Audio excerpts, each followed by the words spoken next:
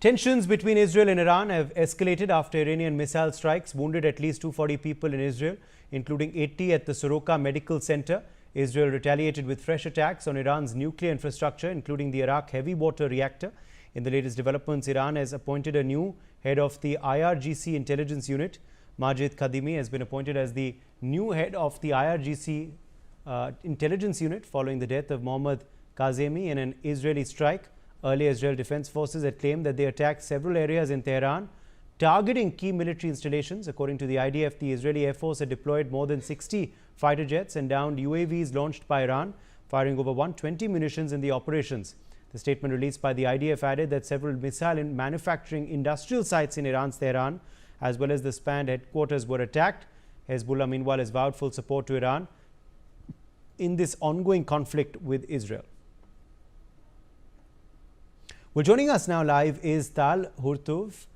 She's currently in Haifa, Israel.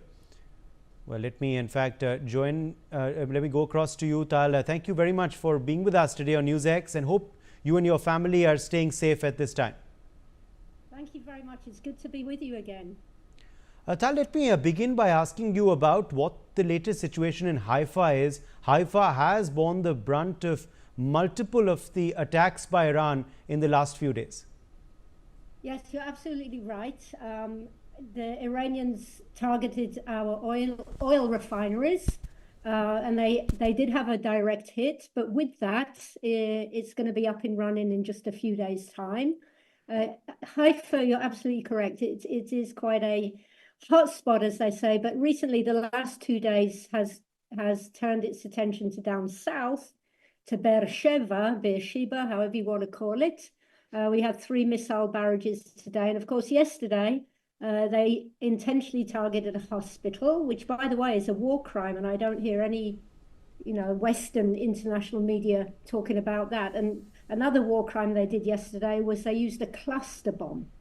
Now, that means you strike a particular place, let's say in Tel Aviv, and inside that bomb, there's other bombs, and they just spread so vastly. And these are 2 very, very serious war crimes perpetrated by the Iranian regime.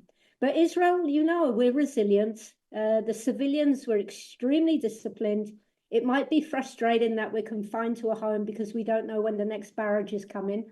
But this is an important war. It's a war of no choice. We had the Iranians threatening us several times on video to absolutely obliterate the Jewish state. So unfortunately, it's a necessary war. And we're going to preserve to the end so that Iran will no longer be a nuclear threat, either to ourselves or our neighbors in the region. Yes, Tal, also now, for you, of course, what is the routine like? Are you getting much sleep, or is a lot of the night spent in the bunkers? Of course, I think a red alert is issued for that city where you are, Haifa. How is life over there for you currently in your routine? Well, thank you. That's actually a very, very thoughtful question. We have several ways of operating. We have the emergency first responders who are wandering around the cities. We have, of course, our amazing Air Force and Mossad who are busy doing what they're doing. Now, for other people like myself who are civilian, what it means is the home front, the army responsible for instructions to civilians. They're very, very good. They give us updates every few minutes. So we have restrictions at the moment. And those restrictions are there should not be any public gathering over 30 people without a safe room. And no going to the beach. All the beaches are closed. And only people who are working, essential workers, are allowed to go. Now, what does that mean for most of the civilians? It means we're pretty much confined to our homes.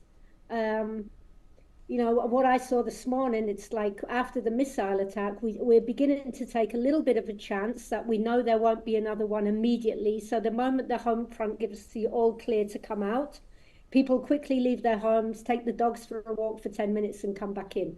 But very, very much it seems to be a waiting game. You're really inside the house all the time, and we're living from rocket alert to rocket alert. But as I said, we're resilient. We know this is necessary. It might be frustrating. It's not ideal by any chance. The kids aren't at school. But the way our military are conducting this war, we're very hopeful that it won't take too much longer. Okay, let me also ask you then, Tal, about this intention, this objective of the war, which is to rid Iran of its capability to build a nuclear weapon. Are the people of Israel, are you completely in line with your government in this objective, with the military in this objective?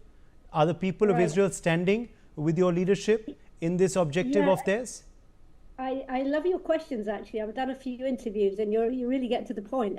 Thank you. As you know, Israel is a very vibrant society, and we argue and we contest, and all of this is to get to the essence of the matter. So before this war started with Iran, you could say that there was a real political, hot discussions. But since this war broke out, it's quite incredible to see that even Prime Minister Netanyahu, some of his greatest rivals, they are thoroughly behind him. They've given incredible vocalizations. They've conducted interviews of support. And it's the same for the people of Israel. Like I said, we have many, many opinions amongst ourselves. But look, I'm not a statistician, but I don't see anywhere on the social media or on the news, whether it be left or right wing, where the people are not behind this.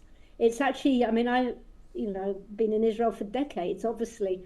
This is probably the most united front I've ever experienced when it comes to the people of Israel. There's no voices of dissension saying, oh, but maybe we shouldn't, because this is a war where we have to. And by the way, if I can, good sir, it was very interesting to see a few days ago it's really an axis of evil and against an axis of good. And I'll probably get into trouble for saying this, but the people who are going to side with Iran, you know what their motives are. And Pakistan were one of the first countries to get their hands dirty and suggest that they'd intervene in this war. So I feel that what Israel is doing, we're not just fighting for Israel, we're fighting for the Middle East and for the good of the world. Yes, as you're saying, countries like Pakistan stand completely exposed, you believe? For their stance for terror? Well, I don't know if they're exposed, because they've been exposing themselves for the last several decades, with that terrible attack in India that they perpetrated against your wonderful people, for their infiltration, especially in Britain, into the educational curriculums with their jihadism. Pakistan is they're not even hiding it. It's a shame, really, that to focus throughout the world. At the moment, it has to be Iran and Israel. But the issue that Pakistan is a terrorist state is not really given the appropriate coverage that it deserves in the Western media. You're right. And let's hope that does change in the near future. Now, Tal, I have to ask you also about the United States. Are you hopeful that they will get directly involved in this conflict? They're mulling over it. We've been told by the White House that they will take a decision within the next 2 weeks. Are you hopeful that they will get directly involved with Israel so that this war finishes a bit sooner rather than later?